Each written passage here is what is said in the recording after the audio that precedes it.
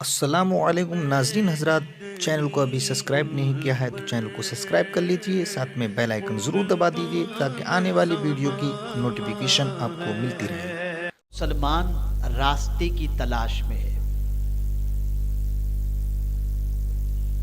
عالمی سطح پر اس وقت مسلمان اپنی زبوں حالی کے اسباب کی تلاش میں ہے۔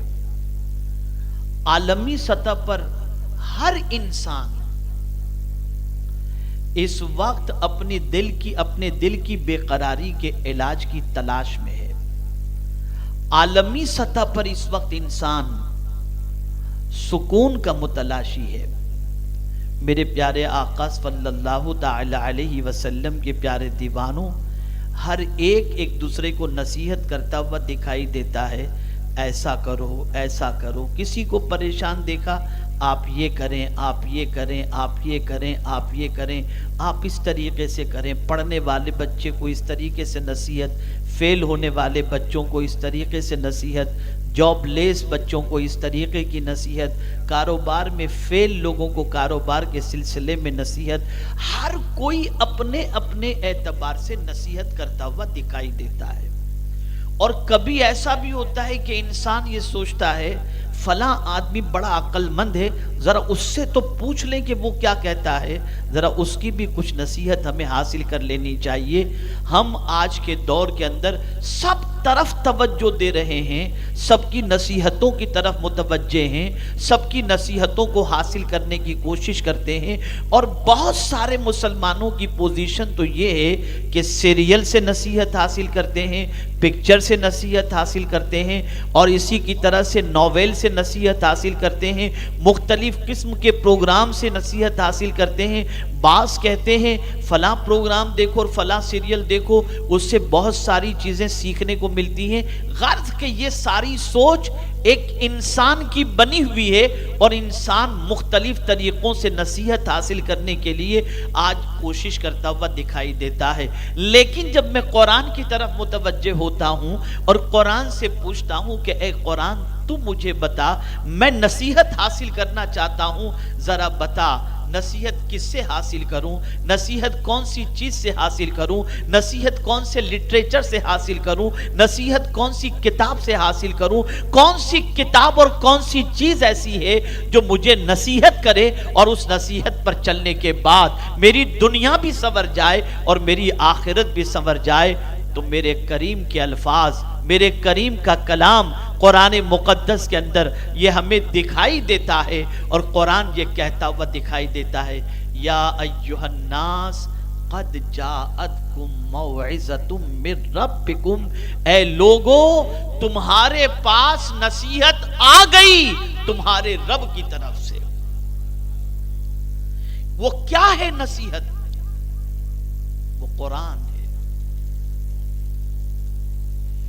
یہ قرآن نصیحت کی کتاب ہے۔ واعظ کے معنی نصیحت کے ہیں۔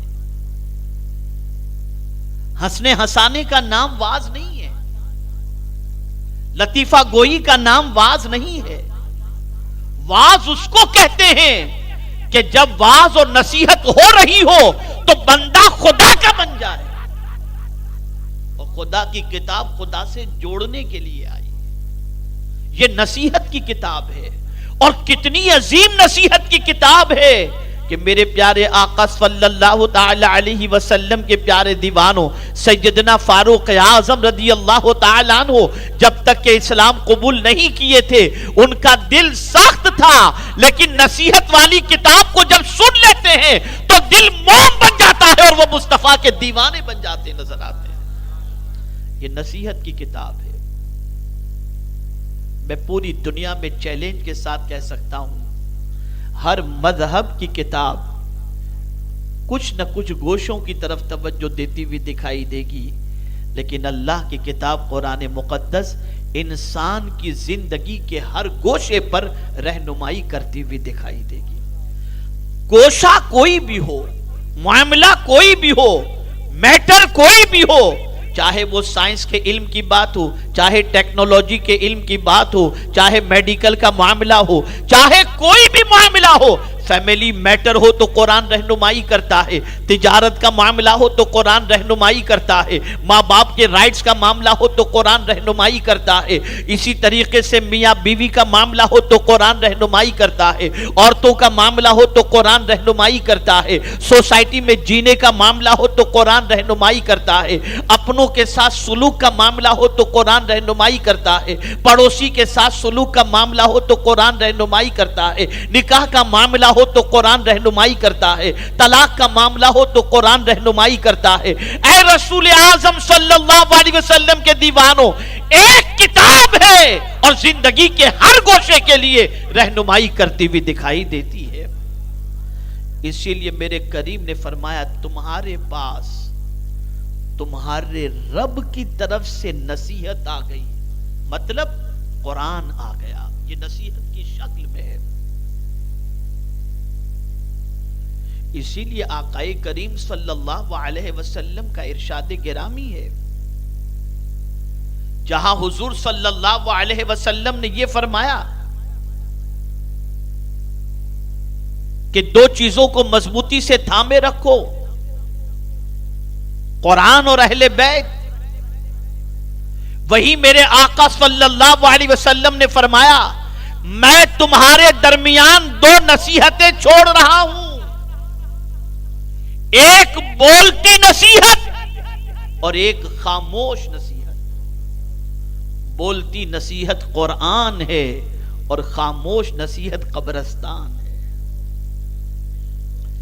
मेरे प्यारे आका सल्लल्लाहु ताला अलैहि वसल्लम के प्यारे दीवानों, आप जरा देखें, परवरदिगार जल्ल जलालहू ने अपने प्यारे हबीब सल्लल्लाहु अलैहि वसल्लम को भी नसीहत करने के हवाले से फरमाया, वाज के हवाले से फरमाया, तो क्या इरशाद फरमाया, कुल इन्नमा आइज़ुकुम बिवाहिदा।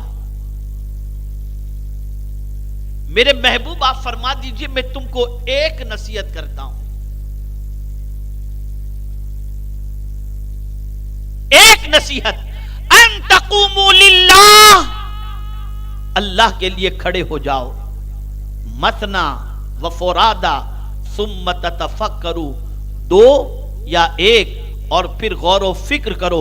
मेरे आका सल्लल्लाहु ताला अलैहि वसल्लम के जरिए अल्लाह अज़्ज़ व जल्ल कौम को ये नसीहत फरमा रहा है कि अल्लाह के लिए कोई दो बंदे खड़े हो जाएं या अल्लाह के लिए कोई एक बंदा खड़ा हो जाए। किस के लिए खड़ा हो, किस काम के लिए खड़ा हो, किस मकसद के लिए खड़ा हो, कहा गया सुम्मा ततफक्करू, फिर गौर व फिक्र करे। किस बारे में गौर व फिक्र करे, तो फिक्र करे इस मामले के अंदर ये दुनिया का इंसान जवाल पजीर क्यों है, ये दुनिया का इंसान बेकरार क्यों है, ये दुनिया का इंसान बेराह रवी का शिकार क्यों है, ये दुनिया का इंसान परेशान क्यों है, ये दुनिया का इंसान जुबूहाली का शिकार क्यों है। इसके लिए सामान्य तस्कीन क्या है, कौन सी राह दिखाई जाए जिसकी वजह से ये भटका हुआ इंसान सीधे रास्ते का मुसाफिर बन जाए। मेरे प्यारे आका सल्लल्लाहु ताला अलैहि वसल्लम के प्यारे दीवानों, याद रखें, कभी ऐसा भी होता है कि बहुत सारी नसीहतें इंसान की जिंदगी नहीं बदलती, लेकिन एक जुमला इंसान की जिंदगी को जेरो जबर कर देता है। मुझे अभी मेरे एक साथी ने व्हाट्सएप पर मैसेज भेजा, बड़ा प्यारा मैसेज था, अल्लाह अकबर। मैसेज ये था कि जो तुम्हारे साथ तस्वीर में खड़ा रहता है जरूरी नहीं कि वो तुम्हारा दोस्त हो, हाँ जो तुम्हारे साथ तकलीफ में खड़ा रहता है वो जरूर तुम्हारा दोस्त होगा।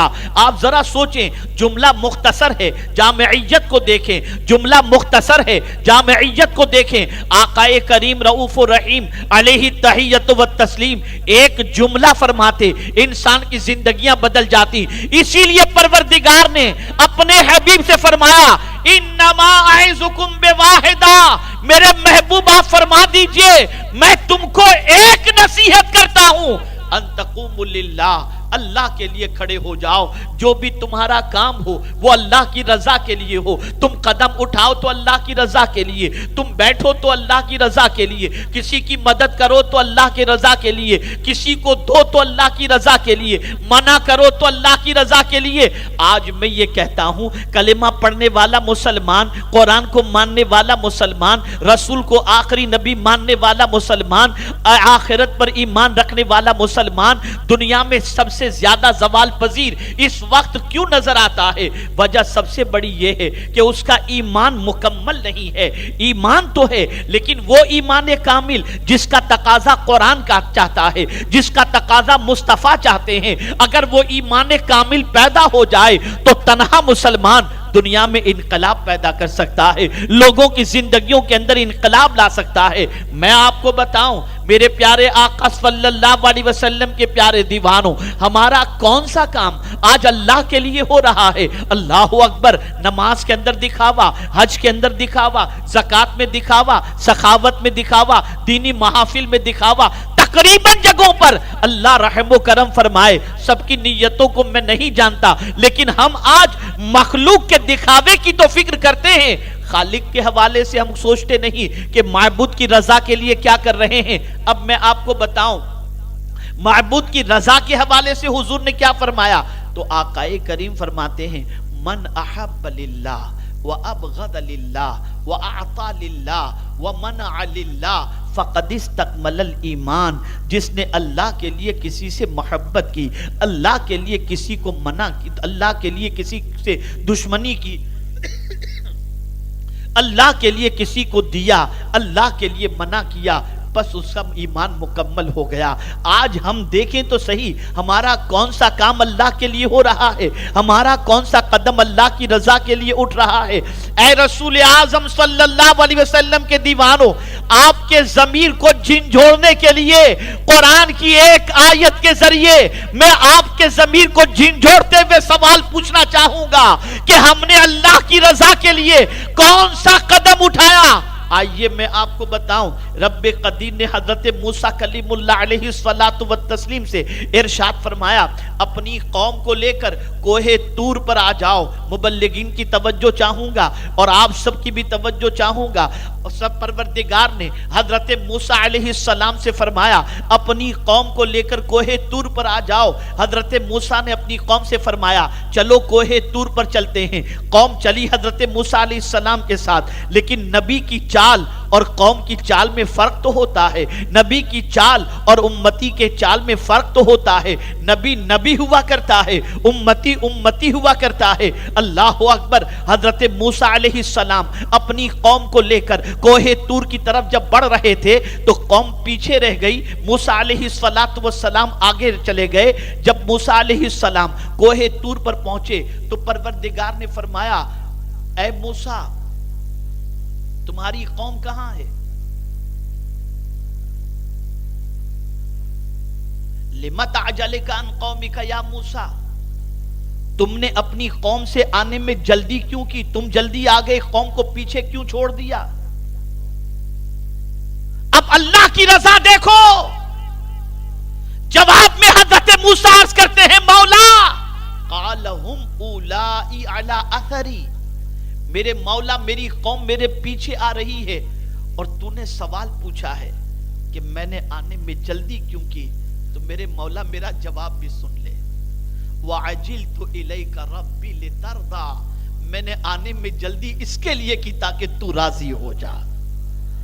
اے رسول اعظم صلی اللہ علیہ وسلم کے دیوانوں، یہاں سے یہ بات سمجھ میں آئی اللہ کے حکم پر عمل کرنے میں اگر کوئی جلدی کرتا ہے کہ میرے مولا کی خواہش ہے، میرے مولا کی چاہت ہے، میرے مولا کی مرضی ہے، میرا مولا چاہتا ہے میں یہ کام کر لوں، اور وہ بندہ جلدی سے اپنے مولا کے کام اور حکم پر عمل کرنے میں اگر جلدی کرتا ہے تو مطلب یہ ہے کہ وہ اپنے مولا کو راضی کرنے کی فکر کر رہا ہے. اب مسلمانوں کو دیکھو، سارے معاملات اٹھا کر دیکھو، زندگی کی نیکیوں کے حوالے سے دیکھو تو مسلمان ہر نیکی کے اندر سب سے پیچھے نظر آتا ہے.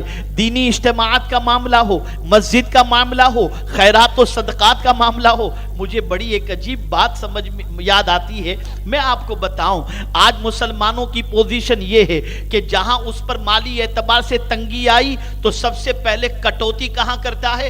کہیں زکات دیتا تھا تو بولے اس کو کم کر دو، کہیں خیرات کرتا تھا اس کو کم کر دو، کسی کی مدد کرتا تھا اس کو کم کر دو. یہ نہیں کہتا کہ گھر میں خرچہ کم کر دو، یہ نہیں کرتا پیٹرول کم کر دو، یہ نہیں کہتا 4 گاڑیاں تھیں تو 2 گاڑی کر دو. سب سے پہلے पहले अल्लाह के नाम पर जहां दिया जाता था वहां वो कटौती करता है, लेकिन अल्लाह वालों का मामला ये होता कि जहां तंगदस्ती होती सबसे पहले अल्लाह के नाम पे लुटाया करते थे। वक्त आता तो माल भी लुटा देते और वक्त आता तो औलाद को भी अल्लाह के नाम पे कुर्बान करने के लिए तैयार हो जाया करते। ऐ रसूल आजम सल्लल्लाहु ताला अलैहि वसल्लम के दीवानों, तो कुरान ने हुजूर के जरिए एक नसीहत, अल्लाह के लिए खड़े हो जाओ, एक नसीहत। और तारीख बताती है मुल्क बड़ा होता है, अफराद की कसरत होती है। मैं इसी मुल्क के हवाले से बता दूं, इसी मुल्क के हवाले से बता दूं, किसी मोहल्ले के अंदर एक टेररिस्ट हो, किसी मोहल्ले के अंदर एक गलत आदमी हो, पूरा मोहल्ला उसे संवारने की कोशिश करता है, वो नहीं सुधरता। ड्रग्स पीने वालों की पोजीशन देखी जाए, नशे के आदि लोगों की पोजीशन देखी जाए, मोहल्ला कोशिश करता है, घर के अफराद कोशिश करते हैं, असातिज़ा कोशिश करते हैं, रिश्तेदार कोशिश करते हैं, हुकूमत जेल में डाल करके कोशिश करती है, लेकिन जाता है तो छोटा चोर बनकर जेल के अंदर, निकलता है तो बड़ा डाकू बन के निकलता है। एक बंदे को सुधारने के लिए कभी पूरा मोहल्ला कोशिश करता है, पूरा घर कोशिश करता है, पूरी सोसाइटी कोशिश करती है, पूरा मुल्क कोशिश करता है, एक बंदा नहीं सुधर पाता। लेकिन कभी ऐसा होता है किसी एक शहर के अंदर अल्लाह के लिए कोई बंदा खड़ा हो जाता है और फिर वो बंदा अल्लाह के बंदों के पीछे मेहनत करता है, होता वो तन्हा है और मोहल्ले के मोहल्लों को सुधारता चला जाता है, बिगड़े हुओं की जिंदगी को बदलना शुरू कर देता है। गौसे पाक बगदाद में पहुंचते हैं, बगदाद की काया पलट देते हैं। मेरे ख्वाजा हिंदुस्तान में आते हैं, हिंदुस्तान की काया पलट देते हैं। आप जरा सोचो, तन्हा होते हैं लेकिन काया इसलिए पलट देते हैं कि वो अपनी जात के लिए खड़े नहीं होते, अपने मौला के लिए खड़े होते हैं। ये एक नसीहत, एक नसीहत पर अमल था, अल्लाह के लिए, अल्लाह के लिए। तो रब ने फरमाया तुम्हारे पास तुम्हारे रब की तरफ से नसीहत आ गई कुरान की शक्ल में। तो कुरान को अल्लाह ने नसीहत बताया। और ये कहां से आई ये नसीहत, ये किताब कहां से आई? मिर रब्बिकुम। कितना प्यार है इस जुमले के अंदर, कितना प्यार है।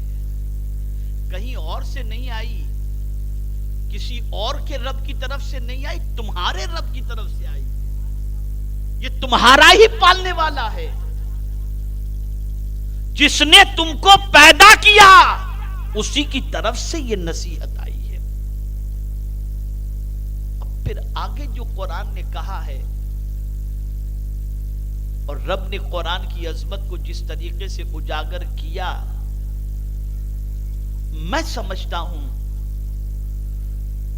कि दुनिया का इंसान और खास तौर पर मुसलमान इस किताब की तरफ अगर तवज्जो दे तो आज दुनिया में कोई टेंशन के अंदर आपको दिखाई नहीं दे सकता। कुरान ने दूसरी बात फरमाई, वशिफाउल लिमा फी सुदूर। तुम्हारे दिलों की सेहत आ गई कुरान की शक्ल में। कुरान के औसाफ अल्लाह बयान कर रहा है कि ये कुरान है क्या। तो पहली सिफत बयान फरमाई कि ये कुरान नसीहत की किताब है, इससे नसीहत हासिल करो। और ये ऐसी वैसी नसीहत नहीं कि तुमको गलत गाइड करेगी ये किताब, नहीं। इस किताब की शान मेरे करीम ने बयान फरमाई, इन्ना हादल कुरान यहदी लिल्लती हिया अक़वम। बेशक ये कुरान सबसे सीधा रास्ता दिखाने वाली किताब है।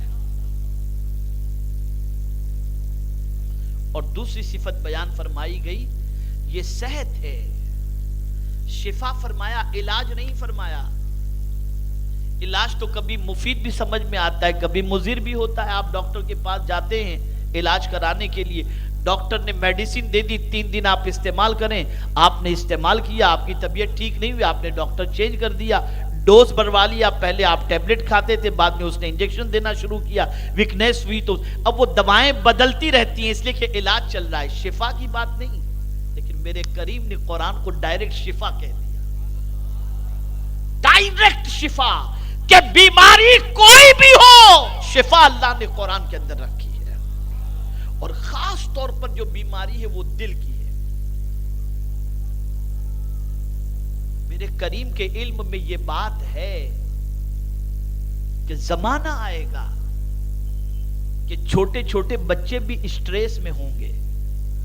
زمانہ آئے گا کہ ہر بندہ مالدار ہو، غریب ہو، صاحب اقتدار ہو، دولت مند ہو، ہر کوئی ٹینشن میں. میں آپ کو بتاؤں، ایک انسان کے پاس کروڑوں بینک بیلنس ہے، بچہ آوارہ ہو گیا، باپ ٹینشن میں. ایک انسان کے پاس بڑی بڑی ڈگری ہے، جاب نہیں مل رہی، ٹینشن میں. اور آج کل، اب اس پر میں تبصرہ کرنا نہیں چاہتا، بات دوسری طرف نکل جائے گی، لیکن جس کسی کو دیکھو، ہندوستان کے سروے کے اعتبار سے ہر 10واں آدمی اس وقت ٹینشن میں ہے. اور ویسٹرن کنٹریز کا ہر 5واں آدمی اس وقت ٹینشن میں ہے. آج جتنے سگریٹ پینے کے لیے چلے جاتے ہیں، ڈرگز استعمال کرتے ہیں، شراب پیتے ہیں، پکچر دیکھتے ہیں، عیاشیاں کرتے ہیں، یہ ساری چیزیں جو کرتے ہیں، یہ زیادہ تر ڈپریشن کے شکار ہو کر غلط راستے کی طرف جاتے ہیں. لیکن اگر قرآن انہوں نے پڑھا ہوتا تو ڈپریشن کے شکار نہ ہوتے اور غلط راستے کی طرف نہ جاتے. اس لیے کہ ڈپریشن کا اثر ڈائریکٹ انسان کے دل پر پڑتا ہے. پہلے دل بیٹھنے لگتا ہے، پھر انسان بیٹھنے لگتا ہے، اور پھر جب دل بے قرار ہوتا ہے تو اس کے سکون کے لیے انسان ادھر ادھر کی طرف بھاگتا ہوا دکھائی دیتا ہے. اب آپ سنیے میرے آقا نے دل کے سکون کا علاج کیا فرمایا. آقا کریم صلی اللہ علیہ وسلم ارشاد فرماتے ہیں، جب تمہاری طبیعت بے چین ہو، جب تمہاری طبیعت میں بے قراری ہو، گھر سے وضو کرو، وضو کر کے مسجد میں چلے جاؤ. اگر درس قرآن کی محفل چل رہی ہو، اس محفل میں جا کر کے بیٹھ جاؤ. اللہ تمہارے دل پر سکون نازل فرما دے گا.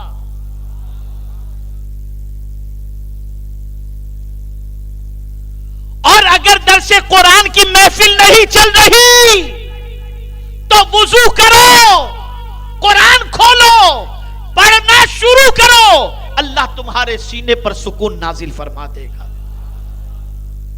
یہ شفا ہے، دل کے ہر مرض کے لیے شفا ہے. کسی کو حسد ہے، چلے جائے کسی بڑے ڈاکٹر کے پاس، سرجن کے پاس، مجھے جیلیسی کی بیماری ہے، میں کسی کا اچھا نہیں دیکھ سکتا، ڈاکٹر صاحب کوئی ٹیبلٹ ہو تو دو. نہیں دے سکتا. جیلیسی کا علاج ڈاکٹر کے پاس نہیں ہے، کوئی میڈیسن نہیں. مجھ میں اندر سے گھمنڈ کی پوزیشن ہے، ٹیبلٹ دو، نہیں ہے اس کا علاج. میرے سینے میں کسی کے لیے کینہ بھرا ہوا ہے، کوئی دوائی ہو تو دے دو کہ کینہ نکل جائے. دنیا میں آج تک اس کی کوئی دوا بنی ہی نہیں. کیا کریں؟ تو قرآن کہتا ہے تو گھبرا نہیں.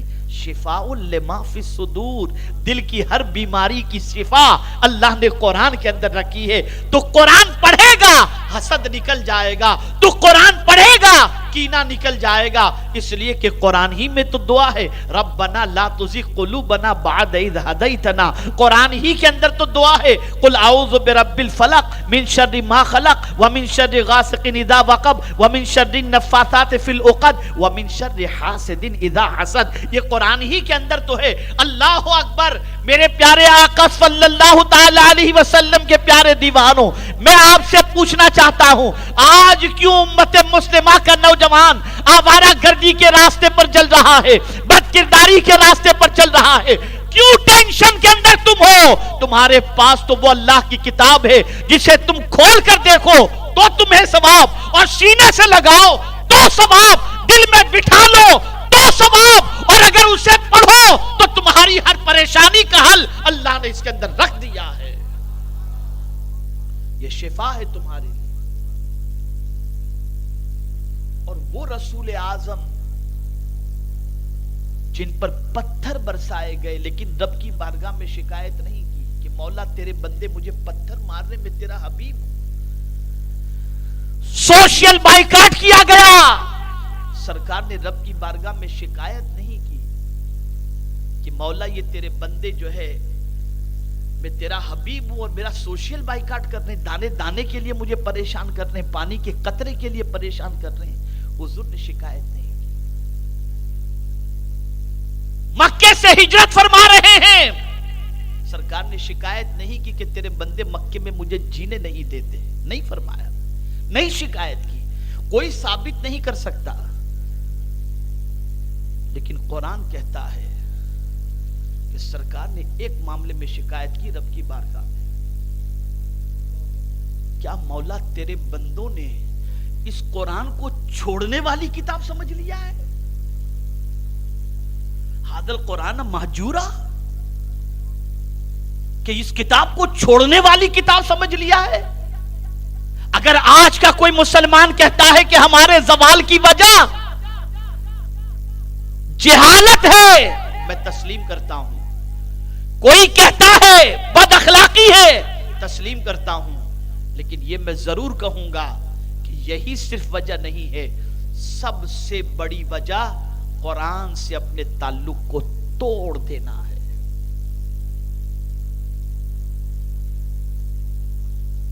कुरान से अपने रिश्ते को कमजोर कर देना है।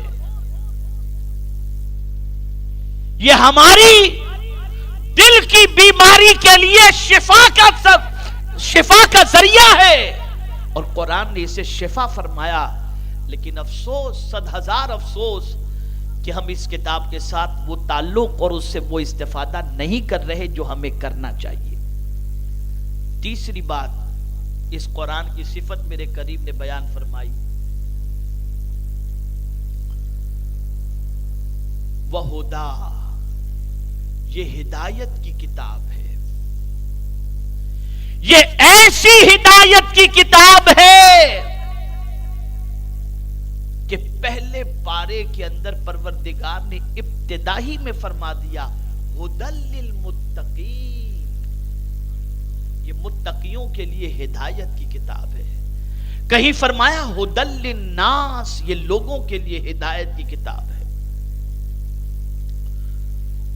मेरे प्यारे आका सल्लल्लाहु ताला अलैहि वसल्लम के प्यारे दीवानों, जो इस कुरान की पैरवी करेगा, जो इस कुरान के बताए हुए रास्ते पर चलेगा, जो इस कुरान के बताए हुए गाइडलाइन को फॉलो करेगा, वो कभी भटक नहीं सकता, वो कभी गुमराह नहीं हो सकता। उसकी पोजीशन ये होगी कि जहां कहीं भी होगा, कुरान मुकद्दस के साए में रहने की वजह से अल्लाह रब्बुल इज्जत जल्ल जलालहू उसे हर मुसीबत में रास्ता दिखाएगा, हर परेशानी में रास्ता दिखाएगा, हर तकलीफ के अंदर राह दिखाएगा। इसलिए कि जो कुरान की रहनुमाई हासिल करना चाहता है, कुरान उसे रहनुमाई देता हुआ दिखाई देता है। मैं आपको एक तरीका बताऊं, जिंदगी में कभी भी कोई मसला दरपेश हो, कोई परेशानी दरपेश हो, कोई मुसीबत दरपेश हो, कोई राह आपको समझ में ना आती हो, आप बिस्मिल्लाहिर्रहमानिर्रहीम पढ़कर, यानी पहले अच्छी तरह से वुजू करें और उसके बाद अपना चेहरा किबले की समत करें, कुरान मुकद्दस लें, कंजुल ईमान लें और उसके बाद बिस्मिल्लाह शरीफ पढ़कर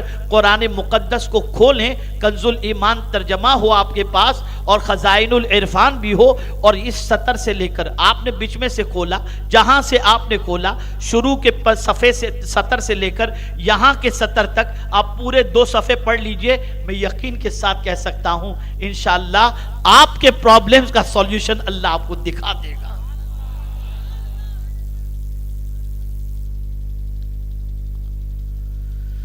सहाबा कुरान में डूबे हुए थे, ताबईन कुरान में डूबे हुए थे, और खुद मेरे गरीब नवाज खुद इरशाद फरमाते हैं, اللہ اکبر. قرآن کے حوالے سے فرماتے ہیں کہ قرآن میرا باغ ہے، قرآن میرا باغ ہے اور اس کی ہدایتیں میرے لیے پھول ہیں، میں اس سے خوشبو حاصل کرتا ہوں، راستہ تلاش کرتا ہوں. تو اے رسول اعظم صلی اللہ تعالی علیہ وسلم کے پیارے دیوانوں، زمانہ کوئی بھی ہو، ماحول کیسا بھی ہو، معاملہ کوئی بھی ہو، اور تمہیں پریشانی کوئی بھی ہو، تم راستہ قرآن سے تلاش کرو. اور اللہ عز و جل امام عشق و محبت کی قبر پر خوب انوار و تجلیات کی بارش نازل فرمائے. میں تو یقین کے ساتھ کہہ سکتا ہوں امام عشق و محبت کے ترجمہ قرآن سے پہلے جتنے بھی ترجمے آپ کو نظر آئیں گے، جتنے بھی علماء اہل سنت و مشائخ اہل سنت کے ترجمے ہیں، سب قابل قدر ہیں. لیکن خدا کی قسم، جو اعلیٰ حضرت عظیم البرکت نے صرف بسم اللہ الرحمن الرحیم کے ترجمے میں لفظ اللہ کو مقدم کر کے جس طریقے کا ترجمہ کیا ہے، پوری دنیا کی سوچ اعلیٰ حضرت نے بدل دی اور دنیا کو بتا دیا کہ جب اللہ کے نام سے شروع کرتے ہو تو نہ کبھی میں لاؤ، نہ کبھی ہم شروع کرتے ہیں، نہ شروع کا لفظ لاؤ، لانا ہے تو صداقت کے ساتھ اللہ کے نام سے شروع کرتا ہوں لاؤ. اگر تم یہ لکھو گے تو اللہ کے نام سے شروع بھی ہوگا اور اس کی برکتیں تمہاری زندگی میں ظاہر ہوتی بھی دکھائی دیں گے. سوچ بدلی اعلیٰ حضرت نے. تو ترجمہ قرآن کنز الایمان، اس کو پڑھو، تلاش کرو، راہ تمہیں ملے گی، پریشانی کا سولیوشن تمہیں ملے گا. میرے پیارے آقا صلی اللہ تعالی علیہ وسلم کے پیارے دیوانوں، آج گھر گھر انتشار، محلے محلے میں انتشار، بھائی بھائی میں انتشار، دولت کے سلسلے میں انتشار، خاندان کے ٹکڑے ٹکڑے، ہر ایک آپس میں بٹا ہوا دکھائی دیتا ہے. وجہ سب سے بڑی یہ ہے کہ اس نے قرآن کا مطالعہ نہیں کیا. قرآن جوڑنے کے لیے آیا اور مصطفیٰ بھی جوڑنے کے لیے آئے. اور یاد رکھیں، دنیا کا ہر انسان جوڑنے کی کوشش کرتا ہے. کوئی بھائی کو بھائی سے جوڑتا ہے، کوئی خاندان کو خاندان سے جوڑتا ہے، کوئی رشتے کو رشتے سے جوڑتا ہے. لیکن میرے مصطفیٰ تو اتنی عظیم شان ہے میرے آقا صلی اللہ علیہ وسلم کی، وہ صرف انسانوں کو انسانوں سے جوڑنے کے لیے نہیں آئے بلکہ بندوں کو خدا سے جوڑنے کے لیے تشریف لائے، اور انہوں نے بندوں کو خدا سے جوڑ دیا. تو تیسری چیز جو قرآن کے حوالے سے فرمائی گئی، تیسری صفت کہ قرآن ہدایت کی کتاب ہے. اور چوتھی بات وَرَحْمَةٌ لِّلْمُؤْمِنِينَ. اللہ اکبر، یہ قرآن رحمت ہے مومنوں کے لیے. یہ رحمت والی کتاب ہے، رحمت والی کتاب. یہ ایسی رحمت والی کتاب ہے کہ زمین کے اوپر پڑھو تو زمین کے اندر والے کو رحمت مل جائے. یہ ایسی رحمت والی کتاب. اور اگر نہیں پڑھتے ہو، صرف اگر تم قرآن جب پڑھا جائے تو چپ چاپ سنتے ہو، تب بھی یہ کتاب تمہیں رحمت سے مالا مال کر دیتی ہے. کیا قرآن مقدس کی یہ آیے کریمہ آپ کو نہیں معلوم؟ رب قدیر نے ارشاد فرمایا اذا قرئ القرآن فاستمعوا له وانصتوا لعلکم ترحمون. یہ ایسی رحمت والی کتاب ہے کہ جب یہ کتاب پڑھی جاتی ہو تو حکم ہے کہ تم چپ رہو اور اس کے بعد اس کتاب کو سنو. میرے کریم، چپ رہنے کی وجہ سے اور کتاب کے سننے کی وجہ سے ہمیں فائدہ کیا ہوگا؟ تو فرمایا گیا تم پر رحمت کی بارشیں نازل ہو جائیں گے. قرآن سننے پر بھی رحمت، پڑھنے پر بھی رحمت، دیکھنے پر بھی رحمت، زمین پر بھی رحمت، زمین کے اندر بھی رحمت، میدان محشر میں بھی رحمت. یہ ایسی رحمت والی کتاب ہے.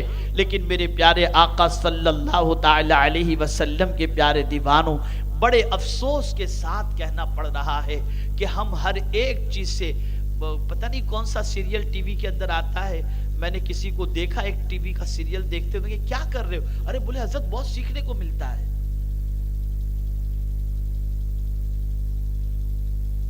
میں کیا سیکھنے،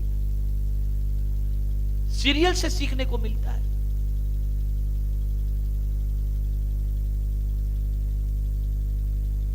اور اس سے جب یہ پوچھا گیا کہ قرآن کس لیے ہے، ذات رسالت معاذ صلی اللہ علیہ وسلم کس لیے ہیں، اور ان کی تعلیمات کس لیے ہے، تو کوئی جواب نہیں،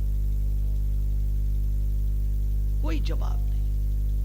آج مسلمانوں کا جو حال ہے، یہ حال کبھی نہ ہوتا، کبھی نہ ہوتا۔ آپ جانتے ہیں اخبار میں کچھ پڑھ کر، الیکٹرانک میڈیا میں کچھ دیکھ کر دل بیٹھ جاتا ہے، یا اللہ اب کیا ہوگا، یا اللہ اب کیا ہوگا۔ لیکن جب مولا علی کو میں میدان جنگ میں دیکھتا ہوں تو ڈرتے دکھائی نہیں دیتے، یا اللہ کیا بات ہے، چمکتی تلواروں کے سامنے پیشانی پہ شکن بھی نہیں۔ مولا علی کیا ہے آپ کے پاس کہ میدان جنگ کے اندر آپ ہو، لیکن دشمنوں کے سامنے چمکتی تلوار دیکھ کر بھی آپ کی پیشانی پر شکن نہیں؟ تو جواب میں مولا علی فرماتے، نادان تجھے معلوم نہیں، میں گھوڑے کی ایک زین پر ایک قدم اور دوسرے پر دوسرا قدم رکھتے تک پورا قرآن ختم کر لیتا ہوں۔ یہ قرآن کی طاقت ہے، یہ قرآن کی برکت ہے۔ کربلا کی تپتی ہوئی ریت پر میرے امام نے ایک رات کی مہلت کس چیز کے لیے مانگی تھی؟ یہی کہا تھا نا، تمہیں معلوم ہے مجھے قرآن سے بڑی محبت ہے، تمہیں معلوم ہے مجھے تلاوت سے بڑی محبت ہے، تمہیں معلوم ہے مجھے سجدے سے بڑی محبت ہے، ایک رات کی مہلت دے دو تاکہ جی بھر کر میں قرآن بھی پڑھ لوں اور جی بھر کر کے میں سجدے کے مزے بھی لوٹ لوں۔ آپ ذرا سوچو، آپ ذرا اپنی زندگی میں آزما کر کے دیکھو، آپ زندگی کے اندر تجربہ کر کے دیکھو، آپ کے دل کو سکون بھی ملے گا، آپ کو راستہ بھی نصیب ہوگا، آپ کے دل سے خوف اور ہراس بھی نکلے گا، آپ کی بے قراری بھی دور ہوگی، آپ کی بے چینی بھی دور ہوگی، اور انشاءاللہ العظیم پروردگار جل جلالہ کے اس کتاب سے اگر آپ نے نصیحت حاصل کی اور اس کتاب پر عمل کرنا شروع کر دیا تو میں یقین کے ساتھ کہہ سکتا ہوں دنیا بھی سنور جائے گی اور آخرت بھی سنور جائے گی۔ سنی دعوت اسلامی در حقیقت قرآن و سنت کے پیغام کو عام کرنے والی تحریک ہے، اور ہمارا مقصد سب سے بڑا یہی ہے کہ تعلیم قرآن عام ہو جائے، تعلیم سنت عام ہو جائے، اور ساتھ ہی ساتھ ہماری قوم کا کوئی بھی بچہ ہو، کوئی بھی فرد ہو، کوئی بھی انسان ہو، میرے پیارے آقا صلی اللہ علیہ وسلم کے پیارے دیوانوں، اس کی صبح ہو تو قرآن کے سائے میں اور اس کی رات بھی ہو تو قرآن کے سائے میں۔ اس قرآن کے ساتھ ایسا سلوک مت کرو جو تم اخبار کے ساتھ بھی سلوک نہیں کرتے۔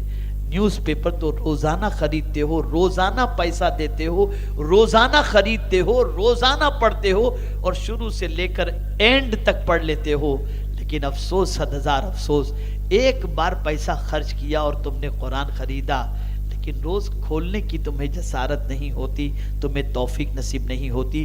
خدا را اس کتاب کو پڑھو اور اپنی زندگی میں انقلاب لاؤ، اپنی زندگی کو سنوارو، اپنی آخرت کو سنوارنے کی کوشش کرو۔ اسلاف کی زندگی کا اگر آپ مطالعہ کریں تو آپ کو پتہ چلے گا کہ وہ قرآن کے ذریعے لوگوں کی زندگیوں کو سنوارا کرتے تھے، وہ قرآن کے ذریعے لوگوں کی زندگی میں انقلاب پیدا کیا کرتے تھے، اور ہر انسان قرآن کے ذریعے اپنے پرابلمز کا سولیوشن حاصل کرتا ہوا دکھائی دیتا تھا۔ آپ سے میری گزارش ہے، سنی دعوت اسلامی سے وابستہ ہوں، اور ساتھ ہی ساتھ آپ گلی گلی کوچے کوچے کے اندر تعلیم قرآن کو عام کریں، اور اسی کے ساتھ ساتھ میں سوسائٹی کے ان تعلیم یافتہ طبقوں سے اور تعلیم یافتہ لوگوں سے مؤدبانہ گزارش کرتا ہوں، تعلیم یافتہ سے مراد دینی تعلیم یافتہ بھی اور دنیاوی تعلیم یافتہ بھی، دونوں تعلیم یافتہ گروہ سے میں گزارش کرتا ہوں کہ خدا را اب حضور کی امت کی فکر کرو. اب آپ سوچیں گے کہ حضور کی امت کی فکر کیسے؟ میں آپ سے مال نہیں مانگتا، چندہ نہیں مانگتا. ایک واقعہ آپ کے سامنے پیش کرتا ہوں. حضرت امام محمد رضی اللہ تعالیٰ کا پڑھے لکھے تھے، دانشور تھے، عظیم محدث تھے، عظیم عاشق رسول تھے. جانتے ہیں آپ، رات کو مطالعہ فرماتے اور پوری رات کتابیں پڑھنے کے اندر خرچ کر دیتے، کتابوں کو پڑھنے کے اندر. اور جب رات کو نیند کا غلبہ ہوتا تو اپنے قریب پانی رکھے ہوتے اور پانی کو اپنے چہرے پہ مارتے تاکہ نیند اڑ جائے. اور پھر اس کے بعد سبجیکٹ چینج کر دیتے. جو کتاب جس سبجیکٹ کی پڑھ رہے ہوتے اس کتاب کو ہٹا کر پھر دوسری کتاب لے لیتے تاکہ شوق اس کے اندر پیدا ہو جائے. کسی نے ان سے پوچھ لیا کہ حضرت، اس طرح سے رات کو جاگ کر کے اپنی صحت کو خراب کرنا یہ مناسب نہیں ہے، تھوڑا سا آرام بھی کر لیا کریں. اب حضور کی امت کی فکر دیکھیں.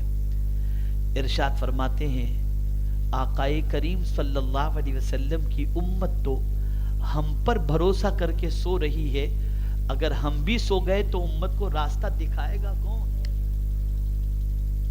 کون دکھائے گا؟ تب دنیا کے اندر مسلمان پڑھے لکھے تیار ہونے شروع ہوئے.